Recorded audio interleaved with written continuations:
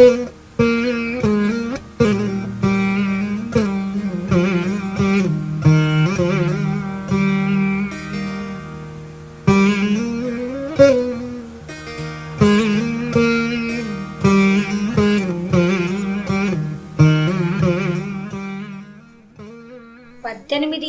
19 మరియు 20వ పాశురములలో శ్రీకృష్ణ పరమాత్మని మేల్కొలిపే విధానంలో ఏదో లోపం ఉందని అమ్మ ఆండాళ్ భావించి నీలాదేవిని శ్రీకృష్ణ పరమాత్మతో తనకున్న అనుబంధాన్ని, దివ్య రూపాన్ని, నిత్య యవ్వనాన్ని, పరమాత్మ యొక్క ప్రియురాలిగా ఆమె పురుషాకారాన్ని కీర్తించింది.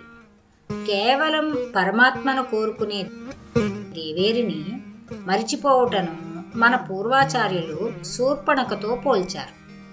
అలాగే పరమాత్మను మరిచి కేవలం దేవేరిని ఆశించడాన్ని రావణునితో పోల్చారు. ఇక 18వ పాశురంలోకి అడుగుపెడదాం.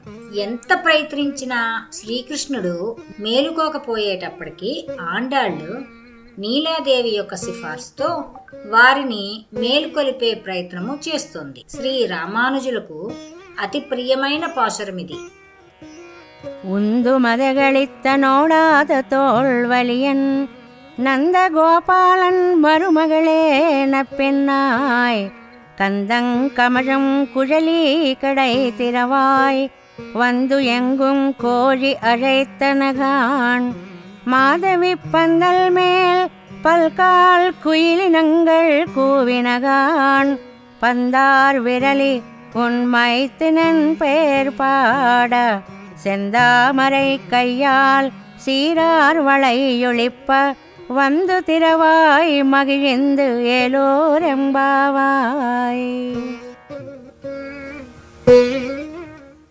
ఏనుగులతో పోరాడగలిగిన వాడును, మదము స్రవించుచున్న ఏనుగు వంటి బలము కలవాడును, యుద్ధములో శత్రువులను చూచి వెనుకకు జంకని భుజబలము కలవాడును అయిన నందగోపుని కోడలా, సుగంధము వెదజల్లుచున్న కేశపాశములు గల ఓ నీలాదేవి, తలుపు గడియ తెరువుము, కోళ్లు అంతటా చేరి అర్చుచున్నవి.